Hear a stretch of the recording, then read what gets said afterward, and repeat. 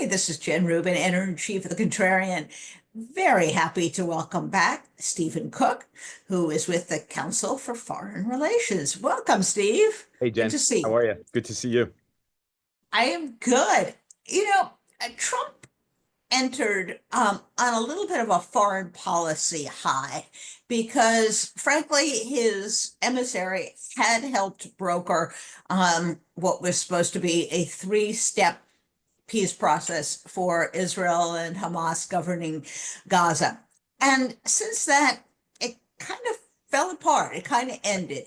Where are we now? And can you help us figure out what Trump's vision for the Middle East? Does he have one? We recently heard that he called off a Iranian or Israel strike on Iran in favor of negotiations. So is he like Obama? Is he like Trump? Where is he? What's going on? Yeah, these are all great questions, some of which are mysterious, in which we can the answers of which are mysterious and we can only speculate. But um, let me just say, start out a little provocative here at the beginning. He's a lot more like Obama than either his supporters or Obama's supporters would like to believe. Yep. Given the vast differences in the temperament, intellect, style of these guys, there are some striking similarities in their approaches to the Middle East. But let's start with Gaza. As you point out, his emissary, Steve Witkoff, who is now essentially the national security advisor. I mean, Witkoff is playing the role that Jared Kushner played in the first administration. Any hard problem the president has given to Witkoff, and Witkoff essentially took what the Biden administration had negotiated and went first to the Qatari emir and said, push Hamas across the finish line, and was very tough about it. And then went to Jerusalem and said to Prime Minister Benjamin Netanyahu, "You got to do this." President-elect Trump at the time, it was before he was even inaugurated, is expecting you to do that. And I think the Prime Minister and his primary political advisor, Ron Dermer, are sophisticated enough observers of American politics to understand that President-elect Trump is at the height of his powers at that time through, I guess, the first 10, 11, 12 months of his administration. And then people start looking towards midterms and other things. So they complied. But this ceasefire, I think anybody who had been looking at it very carefully, this three stages, understood that getting to the second stage was going to be very, very hard, if not impossible. And in fact, that's what's happened.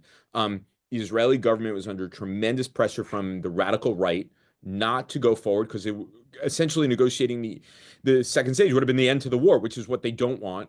And so Netanyahu tried to weasel his way out of that by extending phase one, and he got Witkoff to agree to that, but Hamas said no.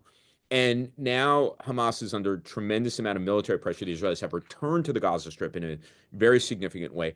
And now Hamas is rejecting Israeli offers of a ceasefire, in part because given the military pressure they're under, they really only have one bargaining chip, and that's the remaining hostages, and they don't want to let them go. So we are at a utter standstill there while the Israelis have now occupied one-third of the Gaza Strip. I think one of the untold stories of this new phase is that there's a new defense minister in Israel, there's a new chief of staff in Israel, and they are viewing the conflict quite differently. And the new chief of staff in particular comes from the tank corps, and he believes in taking and holding territory. And that's what the Israelis are doing. I don't see a real resolution here anytime soon. There have been rumors that the Trump administration has said to the Israelis, uh, we're going to give you 3, 4 weeks of a lot of room to maneuver here and do as much damage as you can. And we're on board for 3 to 4 weeks of your new strategy of putting as much military pressure on Hamas as possible, as if they haven't already. And then we're calling an end to this and we're going to negotiate some sort of solution. Maybe that's the case, maybe not. On Iran, it's it's basically the same policy as Obama. I mean, Yeah. the President Trump is always most bellicose before he wants to negotiate. So they've deployed 2 aircraft carriers into the region and 7 B-2 bombers, and we're undertaking fairly significant military operations against the Houthis in Yemen as sort of a demonstration effect. But when when the story broke that he had called off a strike on the nuclear program, it was the least surprising thing that I've heard since he came to office. Um, this is a guy who wants a deal. Yeah. He wants a deal more than anything else, and that's he doesn't want to get involved in another war in the Middle East, and he essentially has sent Witkoff out to sounds like basically recreate the JCPOA, and then say, "I got a better deal." People forget, it's so easy to forget and get confused. He was the one who insisted on taking us out of the JCPOA. Right. That's You know what this reminds me of? It reminds me of what he did on NAFTA in the first term. He said, we're 100%. still in creation. So he sent his people in. They moved the furniture around a little bit. They gave it new initials. They said, here it is, the best deal in the world. Right. They cemented it. Now he has since wrecked that by tariffs. Right. But this desire to make a deal, rename things, just shows how desperate he is to have a deal. He doesn't really care about the No, content of the that's deal. exactly right. I mean, NAFTA became USMECA, but you have to be a trade negotiator to understand the slight differences between NAFTA and USMECA. And I mean, he breached the JCPOA in May 2018, pulling the United States out of it based on the fact that it was the worst deal ever, the worst deal ever. And not only, I mean, he has pursued the exact same policy as Obama. Remember, President Obama laid on very tough bilateral sanctions and then engaged in very intensive diplomacy to get international sanctions on Iran to bring them to the negotiating table. That's what's called maximum pressure. The only problem Yeah. that Trump had is that he had very little chance of bringing the Iranians back during his first term because he breached the agreement. Now the Iranians are in a different position. They're weaker militarily. Their economy's in bad shape. They actually are afraid of the United States, and they want some time here. And so they're willing to engage in negotiations. But coming out of the first round of negotiations in Muscat, the capital of Oman, Steve Witkoff came out and said, first of all, there was no discussion of the proxies. I mean, Trump kept saying it needs to be a better deal. It needs to deal with Iran's proxies. It needs to deal with its missile technology and dismantle its nuclear program. He came out of the meeting and said they can enrich to the same exact amount as the JCPOA. And everyone's like, wait a second, didn't he get out of the JCPOA? No mention of the proxies. And then they're going to meet again. And who knows? So I guess maybe we'll have the TCPOA instead of the JCPOA. I just don't know.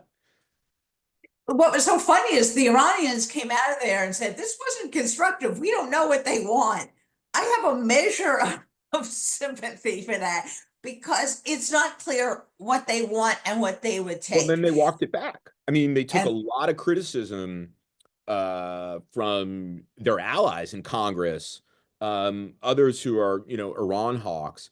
And so Witkoff said, no, no, no, of course we want them to dismantle their nuclear program. But look, you put your finger on it perfectly. He doesn't care what the content is. It's just as long as he gets an agreement and can say it's the greatest agreement of all time.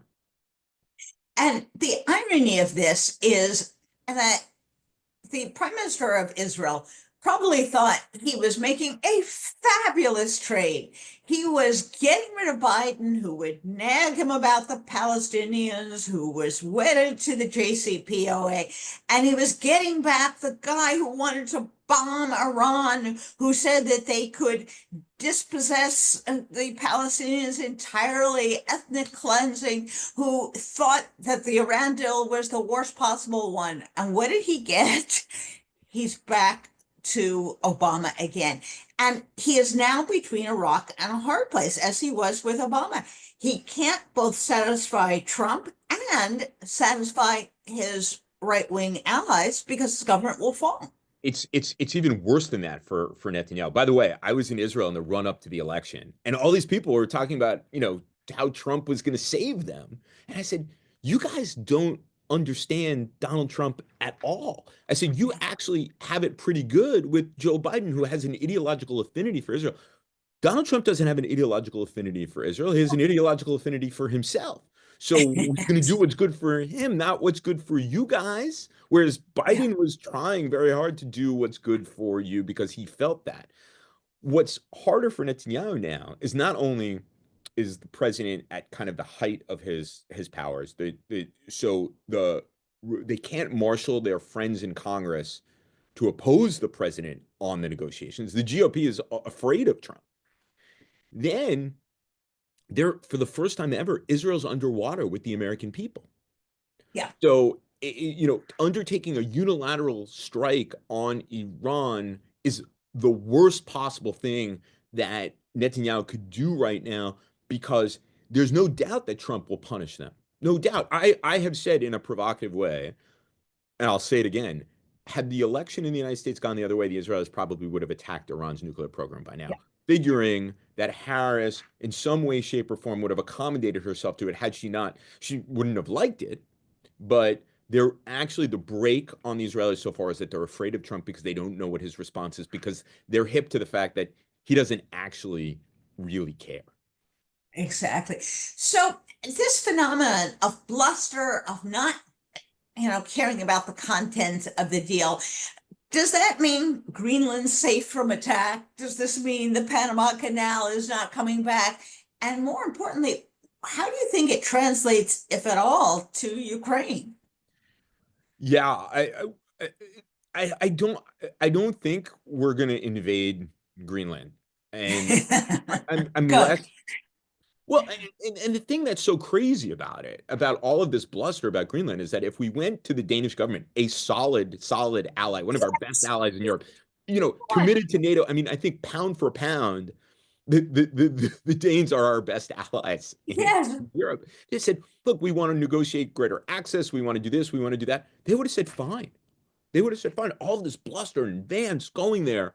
I mean, it's shocking that they've done this. I actually think that a lot of it is bluster. What you run into though with Trump, and here's my caveat to that statement is everybody would tell him he's wrong and he's crazy, and then he'll dig himself in and say, no, but I'm actually right, and then continue the pressure, continue the pressure, and it's worse, suboptimal for all of us.